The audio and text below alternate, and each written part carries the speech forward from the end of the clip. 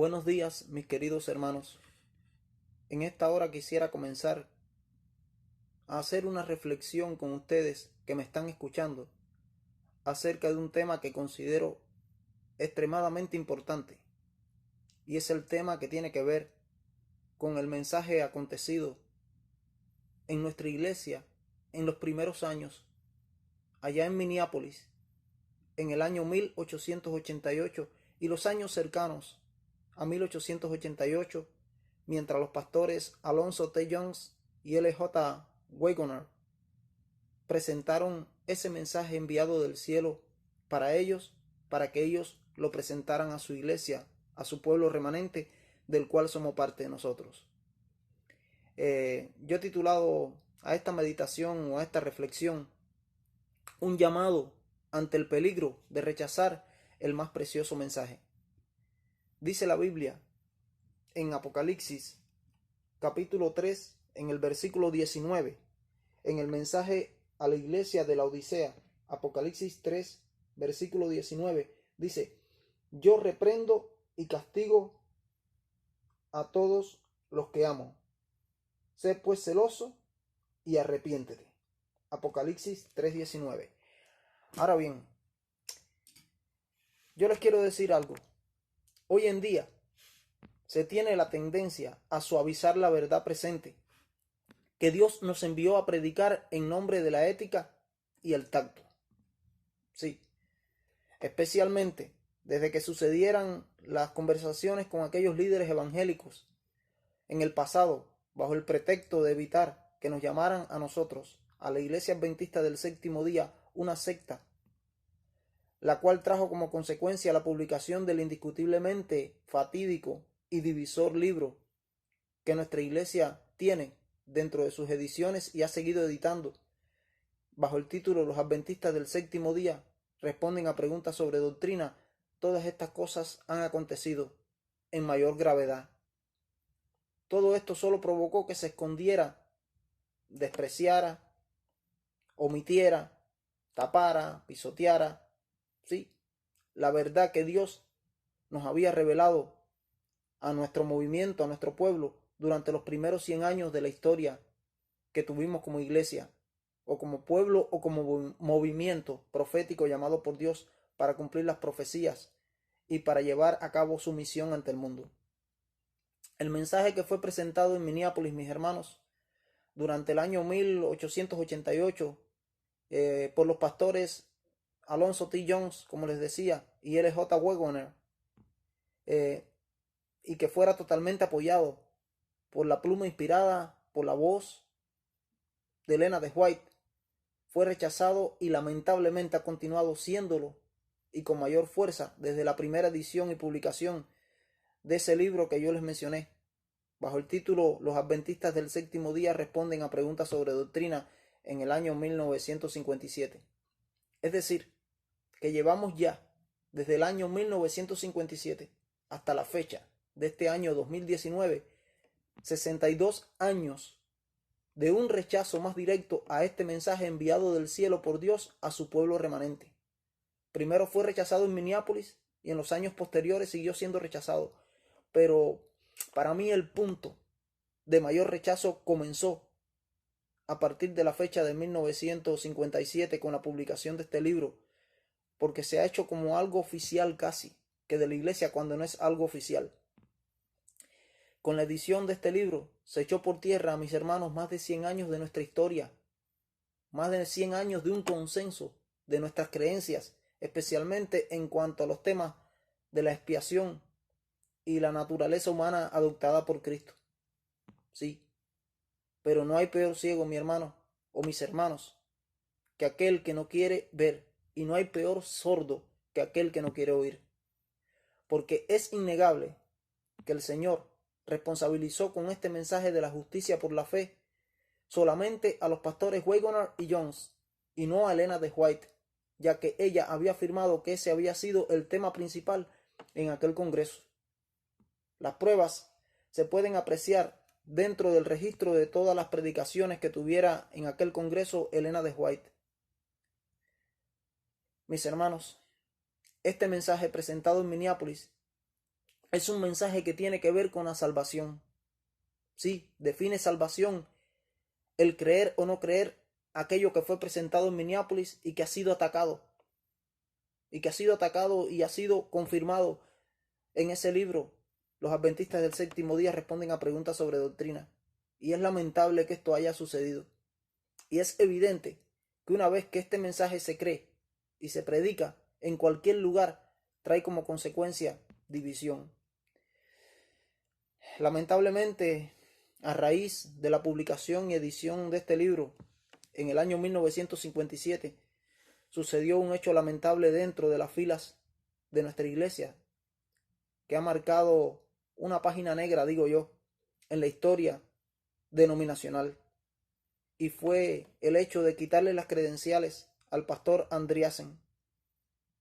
Y no solo las credenciales, sino que lo defraternizaron. Y Andreasen fue un gran hombre y siervo de Dios. Un hombre que se gastó. Un hombre que se dedicó a servir a esta iglesia.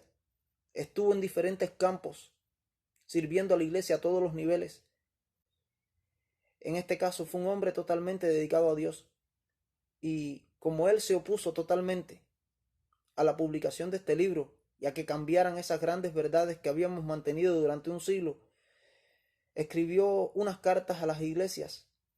Le escribió cartas al presidente de la Asociación General, en aquel entonces el presidente Figur, oponiéndose a todo lo que estaba pasando, pidiéndole que no se publicara este libro, que eso iba a traer graves consecuencias sobre la iglesia, y lo que hubo fue un rechazo total contra él. Lo vieron como un rebelde y terminaron quitándole las credenciales en el año 1961. Y lamentablemente, antes de que pasara un año, en 1962, él murió. Y yo pienso que fue Dios quien permitió que él fuera al descanso, debido al sufrimiento que le provocaron. Porque le quitaron el sustento económico de su hogar, su familia, ya él estaba retirado. Y aparte de eso, el dolor que él experimentó ante tanto rechazo, y ante que le quitaran sus credenciales, y ante que lo defraternizaran. Y el colmo de las ironías es que una vez que murió, después de muerto, post-mortem, le devolvieron las credenciales. Si él hubiera estado errado, si hubiera sido un enemigo de esta iglesia, que nunca lo fue, no había razón de devolverle las credenciales post-mortem, pero se la devolvieron. Sí, se la devolvieron, pero ya tendrán que dar cuenta un día aquellos culpables de estas cosas delante de Dios, por haberle hecho eso a ese hombre de Dios.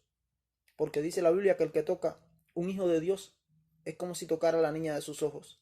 Y Andreasen era un hijo de Dios, era un siervo de Dios. Sí, mi hermano, el que acepte este mensaje presentado en Minneapolis está aceptando el consejo que da el testigo fiel, que es Cristo Jesús, a la iglesia de la Odisea. Y Elena de White dice claramente que lo que provoca el zarandeo dentro de la iglesia es el testimonio directo que provoca la aceptación de este consejo del testigo fiel a la iglesia de la Odisea. Y eso se puede encontrar en el libro Eventos de los Últimos Días, aparte de otros escritos de ella, donde está originalmente escrito por ella. Al que más le molesta, mis hermanos, que este mensaje se acepte es a Satanás.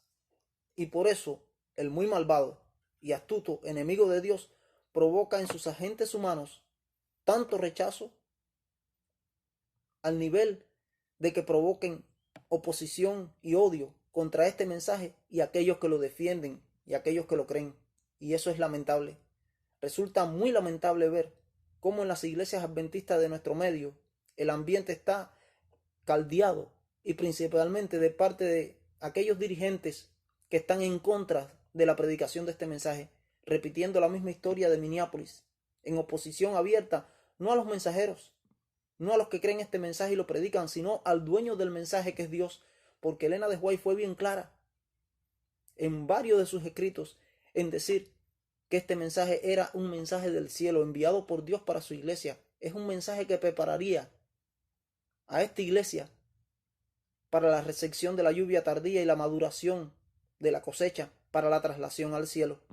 Porque este mensaje es el que prepara un pueblo para la traslación. Los adventistas que ahora me escuchan sabrán muy claro que no les voy a mentir en lo que les diré, porque como yo lo han vivido ustedes, por experiencia propia y lo continúan experimentando en el presente. Lo que les quiero decir, mis hermanos, es que desde nuestros púlpitos y nuestras publicaciones oficiales de la Iglesia a escala global se omite cualquier referencia a la historia del mensaje que fue rechazado en 1888 en Minneapolis, así como a su identidad, en este caso a la identidad de los mensajeros, a pesar del apoyo que recibió por parte de Elena de White, quien los apoyó totalmente y dijo en muchas ocasiones que ellos, en este caso los pastores Alonzo T. Jones y L.J. Wagoner, eran los mensajeros o atalayas enviados por Dios con el más precioso mensaje. Pero muchos llevan años de ser adventistas y no han escuchado sobre esta historia, no conocen nada sobre estas cosas que pasaron, porque se han encargado de tapar esta verdad, esta historia, para que no se conozca. Y muchos ignoran qué se predicó en Minneapolis, cuál fue el mensaje que predicaron Wagoner y Jones, qué fue lo que le pasó a Andreasen, qué fue lo que le sucedió a Elena de White por apoyar a estos mensajeros enviados por el cielo. Y como ella decía que cada parte de su ser vibraba cuando escuchaba, cuando leía los mensajes de estos siervos de Dios enviados por el cielo. Pero lamentablemente todo esto le costó a Elena de White, mis hermanos, ser enviada para Australia en contra de su voluntad, como un castigo por ello. Y nada de esto es invento mío. Sí, nada de esto es invento mío, ya que todo está registrado en sus escritos, en los escritos de Elena de White, donde ella reconoce que la enviaron para Australia en contra del plan de Dios y se sintió muy maltratada durante ese tiempo. Ella se lamentó y se quejó muchas veces debido a lo mal que se sentía por lo que habían hecho contra ella, por haber apoyado ese mensaje, por haber apoyado a lo que Wagoner y Young habían predicado en Minneapolis. Pero les quiero decir que nuestros dirigentes y gran parte de la membresía han sido influenciados por los prejuicios contra el mensaje que nuestra iglesia escuchó en Minneapolis, mis hermanos, y que predicaron sus atalayas, como los llamara Elena de White. Lamentablemente para ellos, Minneapolis, 1888, Wagoner, Jones, no significan otra cosa que fanatismo, no significan otra cosa que rebeldía, no significan otra cosa que división. Pero a quien le están llamando fanático, rebelde y divisor, no es a los hombres que predicaron aquel mensaje y a los que creen en ese mensaje y lo predican, sino a Dios. Porque podemos recordar muy bien el caso cuando la elección del pueblo de Israel, de Saúl por rey, Israel eligió tener un rey humano y eligieron a Saúl, o Dios eligió a Saúl porque ellos pidieron un rey humano. Ellos no querían que Dios siguiera siendo su rey en esa teocracia. Ellos querían un rey humano como las demás naciones. Entonces aquel reclamo del pueblo provocó el llanto y la tristeza del profeta Samuel. Y Dios le dijo a Samuel que no se preocupara tanto y que no llorara, que no era el profeta o no era a él, el profeta, a quien habían rechazado, sino al mismo Dios. Sí, pues decía, me han rechazado a mí, porque a mí es al que no me quieren por rey. Están pidiendo un rey humano. Yo soy su rey y no me quieren a mí. Así que no te lamentes, porque no te están rechazando a ti. Me están rechazando a mí. Y a los que están esperando que este mensaje evangélico barato, de falsa justificación por la fe, que tanto se predica por doquier, sea el que termine la obra de Dios en esta tierra, se van a llevar un gran chasco, mis hermanos. Porque ese no es el evangelio verdadero. No es el evangelio eterno de los 3 ángeles de Apocalipsis capítulo 14 y nada tiene que ver con la justicia por la fe verdadera que fue presentada allí en Minneapolis. Ese es un falso evangelio, el que se predica hoy desde muchos lugares. Es un falso evangelio evangélico, tras la influencia que provocó estas conversaciones de nuestros líderes con los líderes evangélicos y que trajo como consecuencia la publicación del libro Los Adventistas del Séptimo Día responden a preguntas sobre doctrina en el año 1957. Sí, es un falso evangelio y no es el verdadero evangelio de la justificación por la fe, el cual Elena de White dijo que era el mensaje del tercer ángel en verdad y que fue el que predicaron Wagoner y Young en el año 1888 en Minneapolis. en aquellos días, mis hermanos, al ser rechazado el mensaje enviado por Dios por medio de sus siervos o atalayas, se rechazó y se abortó el derramamiento de la lluvia tardía y se detuvo el fuerte pregón en su inicio. Sí, porque cuando aquello, Elena de White dijo que se había comenzado a derramar la lluvia tardía, que estaba comenzándose a dar el fuerte pregón de los tres ángeles. En aquel momento, en este caso del cuarto ángel de Apocalipsis capítulo 18, que alumbra toda la tierra con su gloria. Y esta solo va a venir, y les hablo de la lluvia tardía, sobre el pueblo remanente de Dios, cuando este mensaje, enviado por Dios y rechazado por su pueblo y sus dirigentes, hace 131 años atrás, en 1888 en Minneapolis, sea aceptado y predicado por una generación que viva a la vez.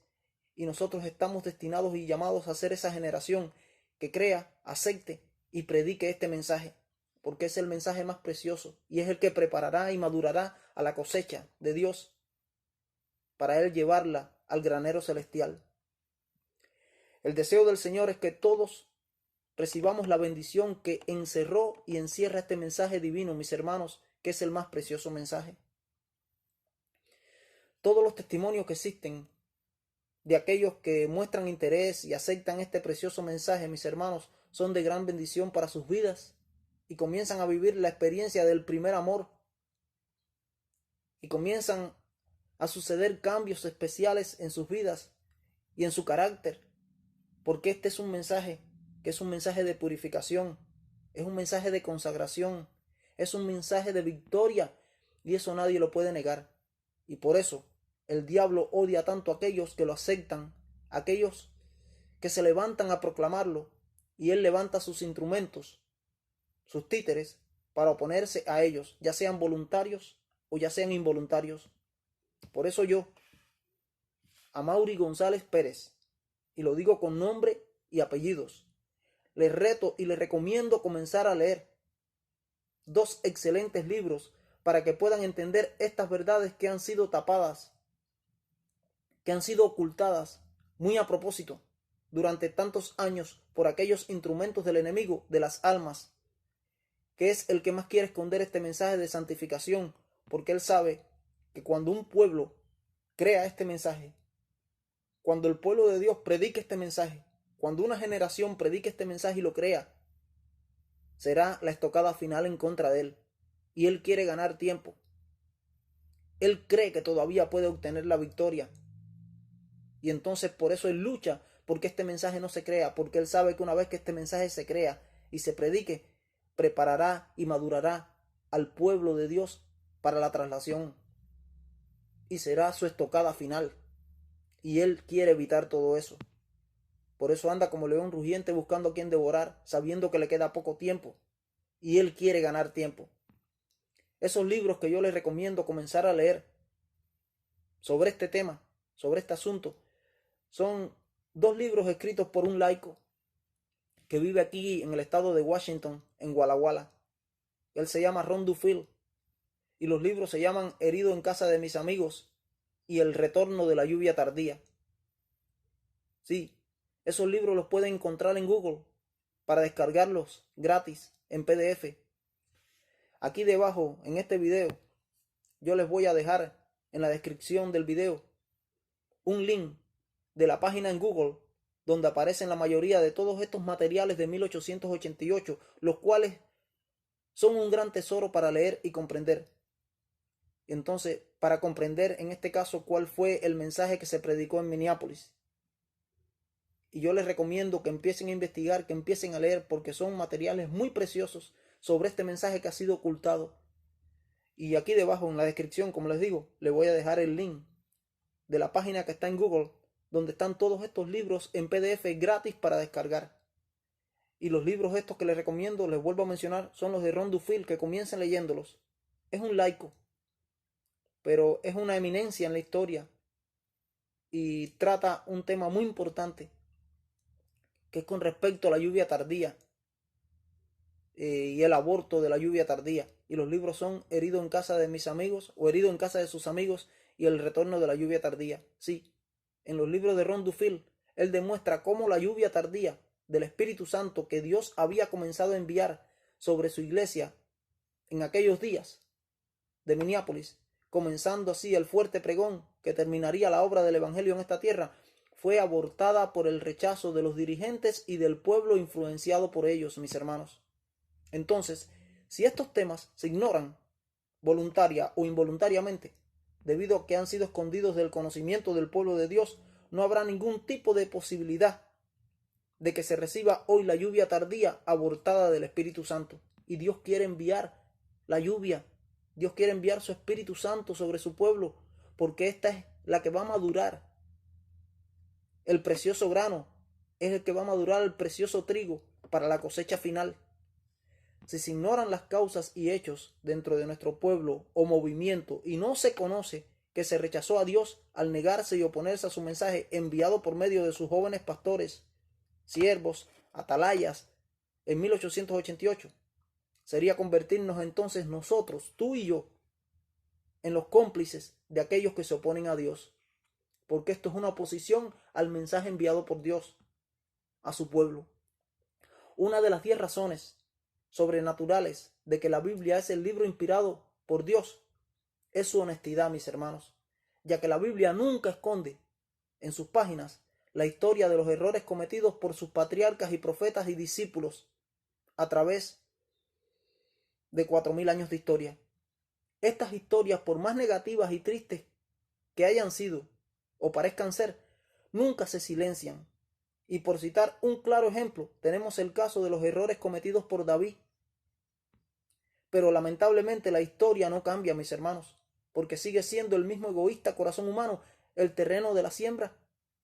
Son épocas diferentes, son personas diferentes, contextos históricos y culturales diferentes, historias diferentes, pero Satanás sigue siendo el mismo. Él sigue triunfando con sus mismas estrategias del mal, porque él sigue trabajando en el mismo terreno que son la mente y el corazón de nosotros los seres humanos.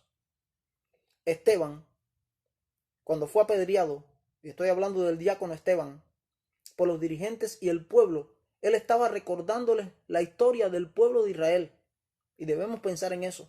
Él comenzó a hacer un repaso completo de la historia del pueblo de Israel y el rechazo que tuvieron contra Dios a través de todas las épocas, y cómo apedreaban a los profetas, y cómo se oponían en contra del mensaje de la verdad presente que le tocó vivir en cada época a los dirigentes. Y él estaba haciendo un discurso y un recorrido de la historia del rechazo del pueblo por la influencia de sus dirigentes en contra de Dios y en contra del mensaje enviado de Dios a través de la historia. Entonces él estaba recordándoles la historia del pueblo de Israel y de su rechazo histórico a Dios y al Mesías, Cristo Jesús, cuando vino por ellos. Ellos necesitaban superar aquella experiencia, mis hermanos, para no ser finalmente rechazados como la nación de Dios. Pero recordamos que Israel fue rechazado como la nación de Dios. Sí, 3 años y medio después de la muerte de Cristo Jesús, con el apedreamiento de Esteban, ellos sellaron su destino, porque rechazaron la verdad presente para el momento que les tocó vivir.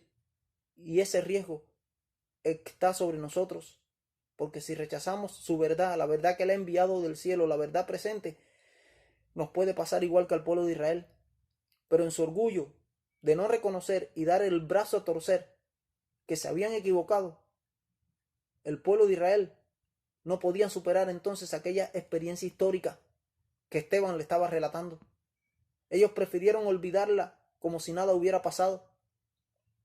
Sí, en los tiempos actuales nada ha cambiado en el corazón humano, mis hermanos, y su actitud ante aquellos siervos de Dios que actúan como Esteban. Sí, se levantan nuevamente contra ellos y tiran piedras para sepultar a aquellos que, como Esteban, enseñan la verdad histórica que ha acontecido en el rechazo de Dios. Realmente no sé hasta cuándo vamos a entender como pueblo que el mensaje de Jones y Waggoner no era de ellos, mis hermanos. No. Y ruego a Dios en esta hora porque su pueblo remanente comprenda que ese mensaje fue enviado por Él desde el cielo para preparar a un pueblo para la traslación. Ese es el mensaje que nos va a preparar a nosotros para ser trasladados al cielo. Y aunque desde la fecha aquella hasta hoy, en este año 2019, quieran negarlo, los llamados brillantes teólogos no podrán tapar el sol con un dedo, porque de este más precioso mensaje, enviado por Dios desde el cielo a su iglesia, le fue confirmado su sello divino y celestial por la pluma y la voz de su profeta o mensajera, bajo la inspiración divina, en este caso Elena de White. Aquellos mensajes eran del cielo, o aquel mensaje era del cielo. Ese mensaje es del cielo, porque esto no es algo que está en el pasado, mis hermanos. Esto es algo que tiene que suceder en el futuro, porque la lluvia tardía fue abortada en el pasado y Dios quería derramarla como consecuencia de creer y predicar este mensaje, que es el que transforma la vida y permite dar un testimonio para honra y gloria de Dios vindicando su nombre. Por tanto, esto no es del pasado, no es historia pasada. Esto es historia futura todavía, porque Dios no pudo concluir en aquel momento lo que él había comenzado debido al rechazo de su pueblo. Entonces aquel mensaje es del cielo, era del cielo, como es del cielo y sigue siendo del cielo, y no de los hombres. Y no ha dejado de serlo, porque Dios no cambia. Él es el mismo ayer, hoy y por los siglos de los siglos, mis hermanos. Y por tanto, se rechazó a Dios, al Espíritu Santo y al cielo. Y hoy en día se sigue cometiendo el mismo error de rechazo, ya sea por ignorancia, ya sea por rebeldía, porque sus opositores o son engañados, o son manipulados, o quieren salvarse en sus propios pecados acariciados y no de sus pecados. Y como pueblo, a la manera de Daniel y de Nehemías, necesitamos confesar nuestro pecado y el pecado de nuestros padres en un arrepentimiento corporativo, mis hermanos. Y cuando esto se logre, Dios nos enviará su abundante gracia nuevamente desde el cielo. Según Elena de White, en varios de sus escritos, ese mensaje presentado por Wagoner y Jones venía de parte de Dios y por tanto era un mensaje enviado del cielo para su iglesia en la tierra. Por tanto, nosotros no debemos rechazarlo hoy, porque estaríamos cayendo en su misma culpa, y hemos de estudiarlo, aceptarlo y proclamarlo por lo que fue y lo que es y lo que hará en la vida del pueblo remanente de Dios, que contribuirá a la vindicación final del carácter de Dios con Cristo, siguiendo el modelo y el ejemplo de Cristo. En ambos casos, si fallamos en comprender nuestra situación en el presente a la luz de nuestro pasado, termina en la crucifixión de Cristo nuevamente, mis hermanos. Lo estamos crucificando nuevamente. Sigue siendo herido en casa de sus amigos. Sí. Volvemos a crucificar a Cristo nuevamente, o en su equivalente, el rechazo del Espíritu Santo, y Jesús nuevamente será herido en casa de sus amigos, mis hermanos. Como fue herido en Minneapolis en 1888, lo seguimos hiriendo, lo seguimos crucificando. El fuerte clamor del tercer ángel, que tiene que ver con la lluvia tardía, comenzó hace 131 años atrás, en 1888, con el mensaje de la justicia de Cristo presentado en Minneapolis. Pero la vista de nuestro pueblo fue desviada por la oposición de los dirigentes presentes en aquel congreso, y que se opusieron completamente al mensaje y a los mensajeros, a fin de que no pudieran ver. Y hoy día se continúa haciendo lo mismo, mis hermanos, y tenemos que tener cuidado con esto, de ser cómplices y protagonistas en este rechazo, porque estamos rechazando a Dios y su mensaje enviado del cielo. No estamos rechazando a los hombres, no estamos rechazando a los mensajeros, sino que estamos rechazando al dueño del mensaje. Por eso necesitamos el colirio espiritual para ungir nuestros ojos y ver, en aceptación al consejo que da el testigo fiel, que es Cristo Jesús, a nuestra iglesia de la Odisea, y el testimonio que resultará de la aceptación de este. El mensaje que predicamos no puede satisfacer a todos, mis hermanos, no. Solo será bien recibido por aquellos que estén dispuestos a humillar su orgullo hasta el polvo, a crucificar el yo y a llevar la mente sujeta a la mente de Cristo, llevar la mente cautiva a Cristo. Aquellos que lo reciban con arrepentimiento son los que entrarán en la armonía de Dios. Y eso nunca fue frecuente entre las personas acomodadas que acariciaban sus vicios y pecados y que querían salvarse en ellos, mis hermanos. Debemos tener cuidado porque podemos estar crucificando nuevamente a Jesús en el día de hoy al rechazar su mensaje enviado a nosotros, pero lamentablemente Caín sigue en la Odisea, ¿sí? Caín sigue en la Odisea. Yo tengo un sermón titulado Caín en la Odisea, porque Caín sigue levantándose contra su hermano Abel dentro del seno de nuestra iglesia. Esto lo hace porque siente celos de que su hermano Abel es aprobado por Dios y él no, ya que su hermano obedece la voluntad divina y él quiere ofrecer su propia ofrenda humana. Estas son las palabras de Dios para nosotros hoy, mis hermanos. Y le preguntarán, ¿qué heridas son estas que están en tus manos? Y él responderá, con ellas fui herido en casa de mis amigos. Zacarías capítulo 13, versículo 6. Que Dios te bendiga, que Dios me pueda bendecir a mí y a todo el que escuche este mensaje precioso, el más precioso mensaje, porque debemos recordar siempre que esto no es una cosa que está en el pasado, esto es algo que está todavía en el futuro, y es el futuro inmediato, porque en el pasado no se pudo cumplir. Dios había comenzado a derramar su lluvia tardía, el Espíritu Santo había comenzado a darse el fuerte pregón, y este fue abortado por el rechazo. Por tanto, no es una cosa del pasado, es una cosa del presente y del futuro, y Dios va a enviar su Espíritu Santo. Cuando haya un pueblo, cuando haya una generación en conjunto que viva creyendo y predicando este mensaje, entonces Él les enviará su Espíritu Santo y será predicado este evangelio del reino, como dice Mateo 24:14, por testimonio o para testimonio a todas las naciones, y entonces vendrá el fin en esa generación. Por eso allí dice Mateo 24 que no pasará esta generación hasta que todas estas cosas acontezcan. Pero es la generación que acepte este mensaje, que crea este mensaje, que viva este mensaje y que predique este mensaje con el poder del Espíritu Santo en la lluvia tardía delante de todo el mundo, y que el mundo pueda ver este testimonio, y no solo el mundo, sino el universo entero que estará contemplándolo, porque estos van a colaborar para la vindicación del carácter de Dios, porque estos serán los 144,000 ungidos que cantan el cántico de Moisés, siervo de Dios, y el cántico del Cordero, porque es el cántico de su experiencia, porque nadie jamás, como ellos, vivirá o vivió un tiempo en esta tierra sin intercesor, un tiempo en que la gracia se cerró, un tiempo en que no había más oportunidad, y en medio de esa crisis, en medio de esa prueba, en medio de ese tiempo de angustia de Jacob que vivirán los 144,000, vindicarán con sus vidas, con su fidelidad, con su obediencia perfecta, con el poder de la lluvia tardía en su vida, el carácter de Dios ante el universo, demostrando que Satanás nunca tuvo la razón, que Satanás fue el mentiroso desde el principio, y a ellos no les importará su salvación, ni tendrán temor de la destrucción. Su único interés será vindicar el carácter de Dios por amor, y demostrarán como Job en el pasado, cuando Satanás se presentó delante de Dios y delante de los hijos de Dios que fueron a aquella asamblea celestial, y Dios le preguntó, ¿de dónde vienes? Y él le dijo, vengo de recorrer la tierra y andar por ella. Y Dios le dijo, ¿no ha visto allí a Job, varón justo, recto, temeroso del mal?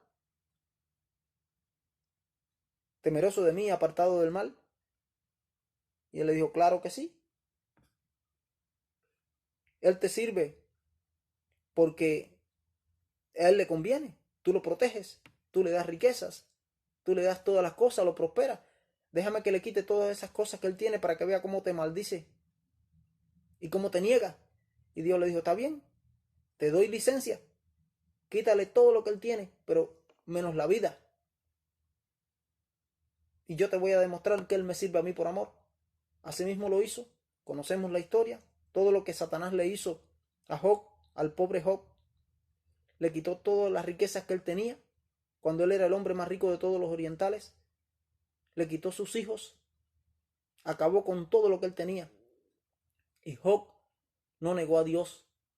Entonces Satanás se presentó después en otra asamblea delante de Dios, y vuelve Dios a hacerle la misma pregunta. ¿De dónde viene, Satanás? Y él le dijo, de recorrer la tierra y andar por ella. Y Dios le vuelve a decir, ¿no has visto a Job? Varón justo, recto, temeroso de mí, apartado de todo mal. Entonces le digo, claro que sí. Él te sirve porque él tiene miedo. Deja que me le toque la piel, deja que le toque la carne para que tú veas si no te maldice. Y Dios le dio licencia otra vez.